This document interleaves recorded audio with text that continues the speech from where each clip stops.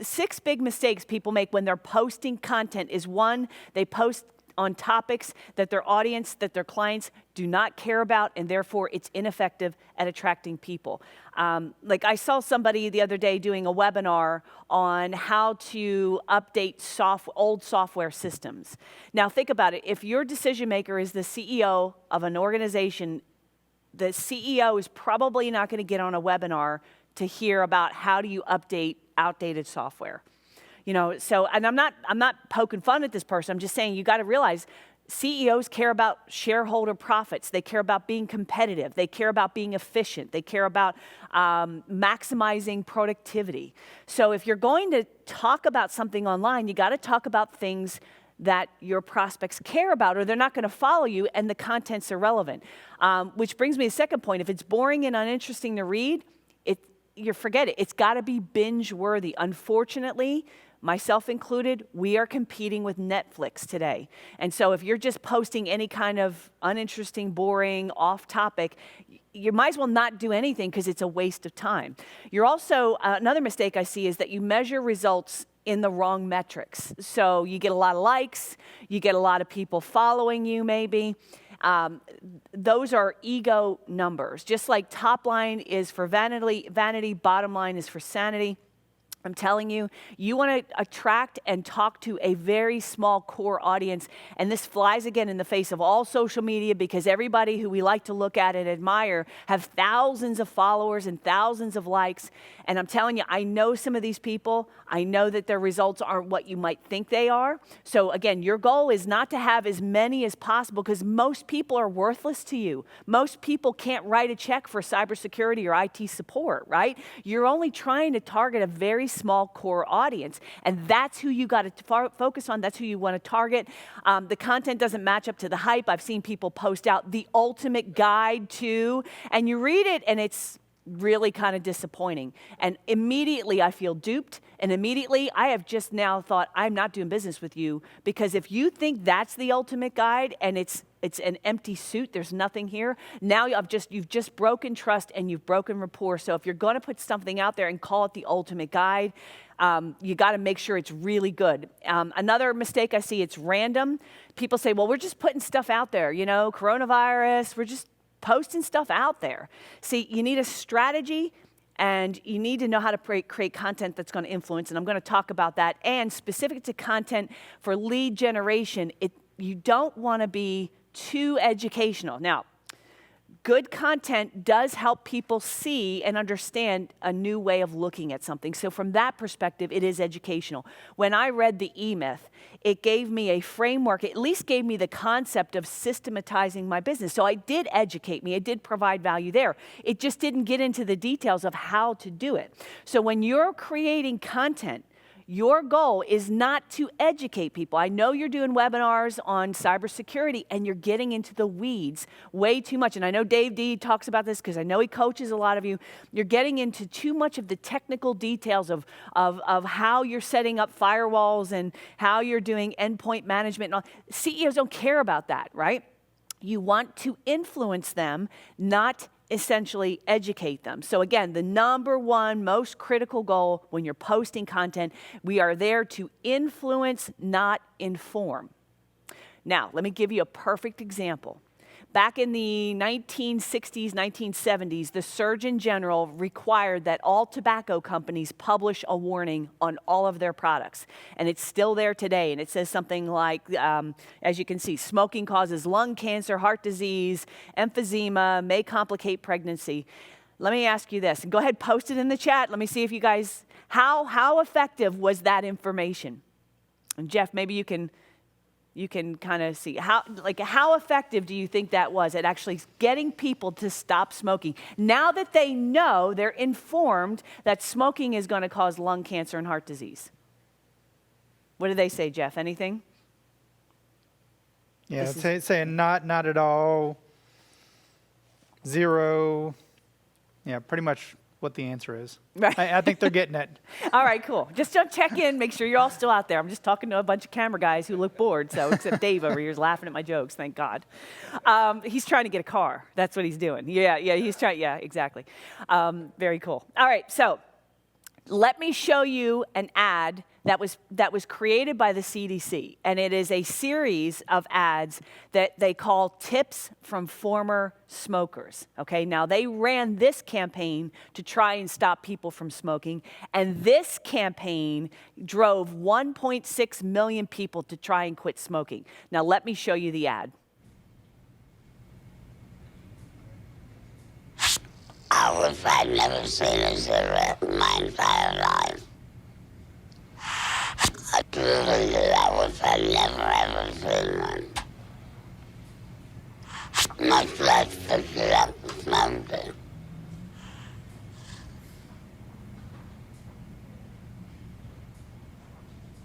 You can quit. For free help, visit cdc.gov/tips. All right, so that was a rough commercial to watch. I know when you probably, some of that people turned that on, they actually switched channels because it's hard to watch somebody that bad off and suffering. See, when you looked at the other Surgeon General's warning, there was no emotion. There was no impact. People just kind of read it. It was information. This is influence. And if you're going to have an impact on people, you're going to have this kind of impact in order to get them to move to take your advice. So what I want to do now is go over a high-level content marketing plan for prospecting. Again, we're focusing in on prospecting, okay? When you're posting content online, there are 3 types of content, and I want you to think about this and put things into these buckets because it's going to make it easier for you to come up with a content marketing plan. And I'm going to give you a very simple high-level one, all right? The first type of content is micro content, and I would recommend that you post this daily at a minimum 3 to 4 times a week. So the primary purpose for micro content is to be found, to keep your list engaged, and feed prospects to your short form feeder content. And I'm going to break these down. Let me just go over them, and then I'll show you what I mean. Then there's short form feeder content. So short form feeder content is out there weekly. It's usually a video, it's an article, it's a little bit more than micro content. So a micro content might be like last night on social media, there was a picture of me sitting in the car saying, hey, day 1's a wrap, looking forward to day 2 or something like that. And there was a bunch of comments and likes and everything else. That's a piece of micro content. The goal is not necessarily to drive someone to generate leads. That's more of an engagement piece of content. But that's an example of micro content. The weekly content, the short form weekly content would be what you see us publishing when we take little clips of videos of boot camp in previous years or articles that I have written for MSP Success. And the purpose for that is to be found because it also helps with SEO. It's to keep your list engaged, it's to build subscribers, build sales momentum, and ultimately with the feeder content is to drive them to what I'm calling long form core content. And this you're going to post out periodically. And its primary purpose, this is your big engine. This is the webinar. This is the free report. This is the book. And this is to either drive them towards a sales consultation, an inbound hot, screaming hot lead, or it's to help them buy a self-liquidating offer. So for example, I know like Charles Henson has done this multiple times. He speaks about cybersecurity, and at the end of his presentation, he sells as a level 1 cybersecurity risk assessment for $1,000, right? So that's an example of long-form core content, which is a stage presentation, which sells a self-liquidating offer. And what a self-liquidating offer is in marketing is that it's a sale that you make that's relatively low in cost, where you essentially break even. So the cost of marketing to get somebody to buy it, at the end of the day, you're break even essentially, but you now have a customer, and that's what's so key about it. So this graphic that I posted up there, and you can download these slides and you can see these better, but the micro content, again, 3 to 4 times a week minimum. Daily is ideal. It could be a quote, a meme, it could be a photo, it could be an ad. I mean, you could do a Facebook ad, of course, or just in your natural feed, in the generic feed, a LinkedIn post. It could be an email that drives somebody to the short form feeder content, which is a YouTube video, it could be an article, you could have a checklist, even a podcast episode is a type of short form feeder content. And then that is to drive people to this long form core content, which is again a free report, a white paper, an ebook, a book, a webinar, a video sales letter. That's what VSL stands for, a video sales letter, a documentary, or some other kind of long form core content. Now, let me show you what this looks like put all together in a campaign that we did, right? So this is a micro post. And this micro post that I did, whoops, I think I may have skipped over quick. Okay, so this is a micro post. This was on LinkedIn, I think. And it was new what MSPs can do to avoid losing clients, contracts, and MRR right now. So this was a post that I created out there. It got 2,500 views, 38 reactions, and it's still continuing to populate out there. So that was a micro post that drove them to the short form feeder content, which was an article on MSP success. Now, if you look here, this is the page on MSP success. If you look there at the top where the yellow box is, that is a link to where they can go and get more resources, tools, and guidance. And at the bottom of the article was also another banner that said, click here to access a library of ideas, tools, resources, and guidance to help you market during the coronavirus. Now, what that did is that took you to an opt-in page, which then gave you a webinar that I did on how to avoid losing sales. At the end of the webinar, I made an offer for them to get our ultimate free marketing guide, and they could download that and then book a consultation. All right, so micro content to article sold them to the webinar got them to book the appointment. And so the critical point, if you got what I just talked about, by the time they book the sales appointment, and they've gone through this gauntlet of reading the micro, clicking on the micro post, reading the article, clicking on that, then opting into a form to watch a webinar. They watch a webinar, they go to another form to opt in and book an appointment. By the time they go through that sales and marketing gauntlet, they're familiar with who we are, they are pre-sold, and that is the entire thesis of my entire presentation. If you understand that, you've got it, okay? So the question you're going to have is, where do I start? So I get micro, feeder content, and core content. Where do I start?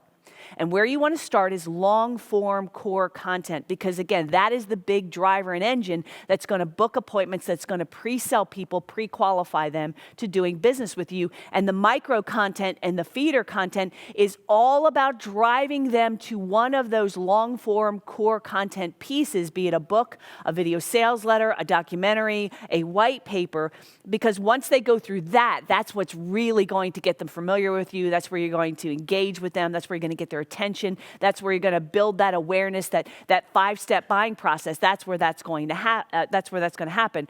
So what is long form core content? Again, free report, book, webinar, video, et cetera, et cetera. Now, long form core content breaks down into two types.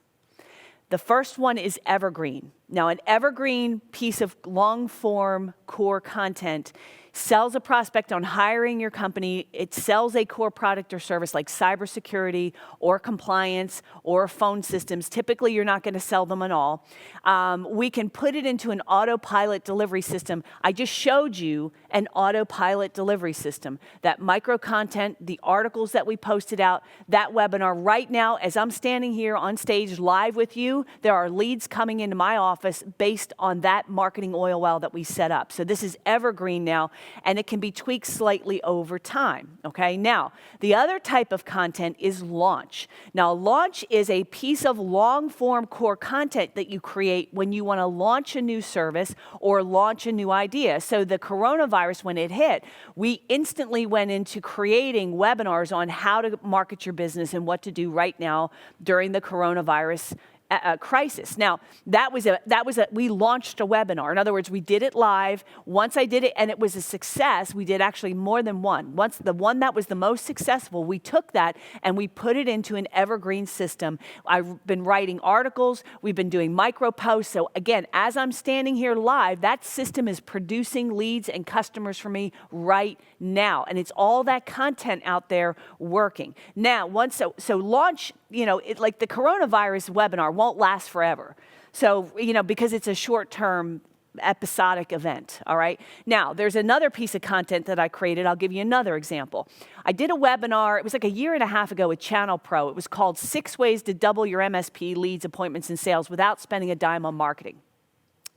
When I initially did this was a live webinar, and at the end, I offered a free consultation, right? So this is a long form core content. I offer the consultation at the end, but it works so well because this one webinar works so well, we said, hey, you know what? We're gonna put this into an evergreen process. So that's another thing. When you do a webinar, if you get one that works really well when it's live, those are the ones that you wanna put on evergreen. If you do a webinar and it bombs, don't put it on evergreen. You gotta go back and rejig it, refix it. If it's a report, if it's not an article, but if it's a report, it's a book, it's a stage presentation, you want that long form core content, you want to get it where it really works. Once it really works, that's when you put it into autopilot, and that's where the magic happens. So I did this webinar.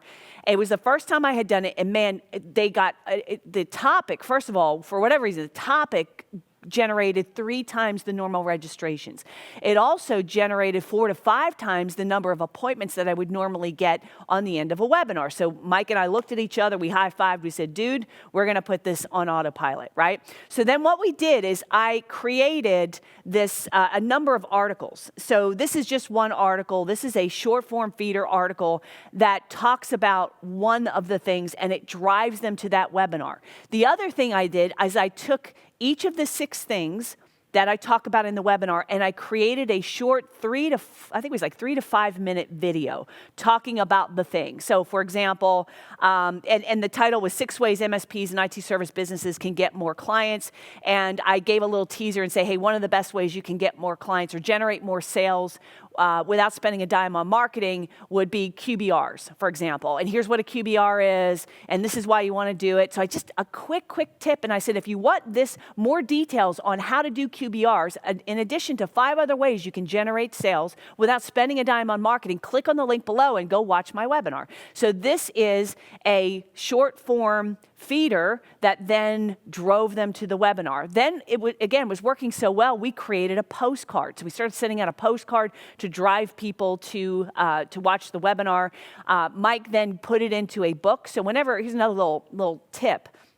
If you get a webinar that works really well, or a stage presentation, you can have it transcribed, cleaned up, put some graphics in there, and you create an ebook. So we created an ebook, had it transcribed, and we started doing micro posts, driving people to get the ebook and then watch the webinar, right? So these are some sample Facebook ads that we did all about this one webinar. So we are squeezing all the juice out of this orange, baby. Let me tell you something, right? Now, here's what's cool.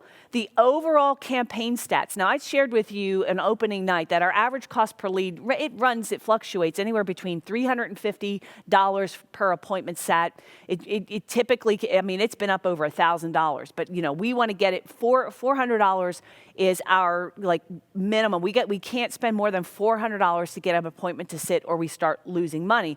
This, doing the content, a lot of it was free. Posting the videos was free. The micro posts, free. Doing the webinar, free. Putting it on autopilot, free. The only thing that cost money, and we decided to do it just because it was working so well, was we did run some paid ads and we did the postcard. Our total cost per lead was only $13.37. Our cost per qualified lead was $38. We had 129 consults scheduled, 78 consults sat, 41 sold, 8 rapid. So the entire sales for everything that we did here was $230,000. But what's more important is I got nearly 50 new customers. And that's critical because these are just initial sales. Now, your business should be set up to make money on initial sales, but think of all the other back-end long-term products they're going to buy done for you. Some of them are going to join accelerators. They're going to come to boot camp. They're going to buy other products.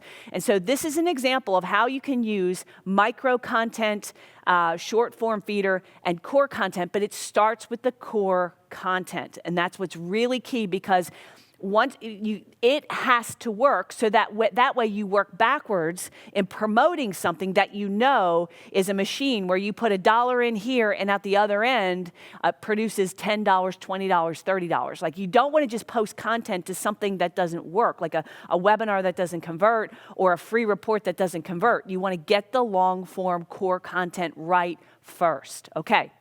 And I think Dave is actually going to be talking about that in webinars in another session, so make sure you watch his session as well coming up later on in boot camp. Now, let's talk about how to create effective long-form core content. There are 5 things that you need to do, and I'm going to walk you through. One is you got to get their attention first and foremost. You can't get their attention, you can't sell them anything. That's like step 1. Number 2, you got to have emotional engagement. People buy on how they feel about something. Third thing, you have to connect with them. They gotta like you. They gotta connect with you. They have to feel like they can trust you. They gotta feel like they share common values with you. You gotta position properly, and you've got to have sales acceleration built in. And this is another thing, we'll talk about that, and I know Dave's going to talk about it too. Sales acceleration, sometimes people put content out there, but they never get to a pitch. You know, I mean, I have somebody come to me the other day, and they did an in-person event, and they killed it. They got 100, I think it was 110 or 120 people.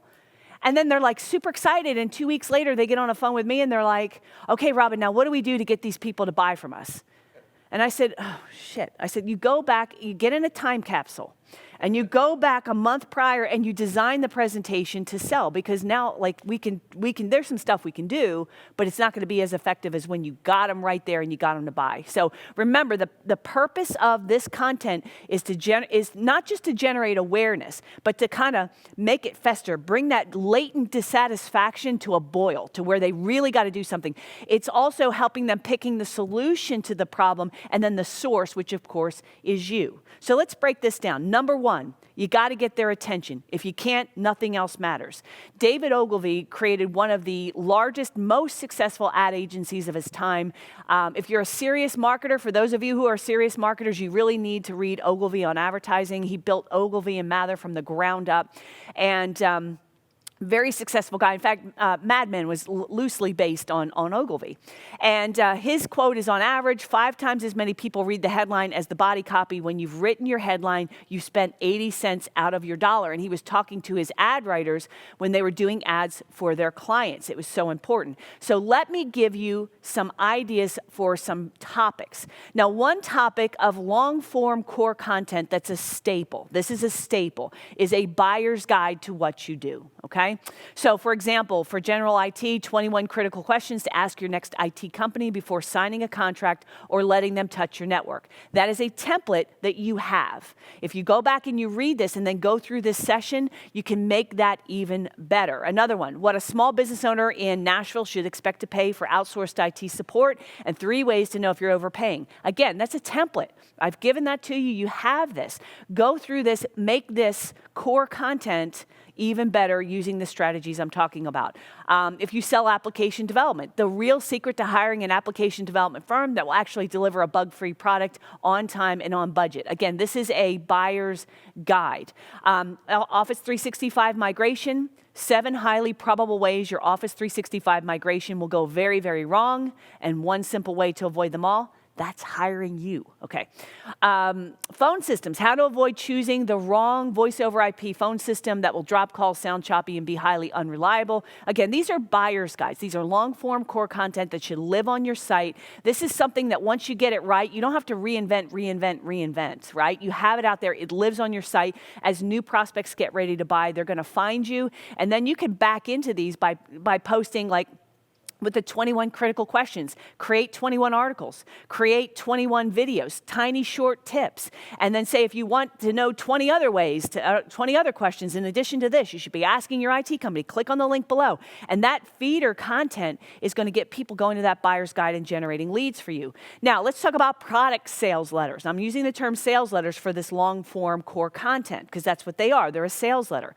For cybersecurity, 7 serious cybersecurity mistakes that can instantly force your, and fill in the blank, CPA, dental practice to close and cease operations forever. Okay, that's 1. For monitoring, how even loyal employees can steal from their employer and jeopardize their company's profitability and what you can do to prevent it. For compliance, the easiest, least expensive way for your medical practice to stay 100% HIPAA compliant that doesn't require expensive consultants, mountains of paperwork, or complex technology.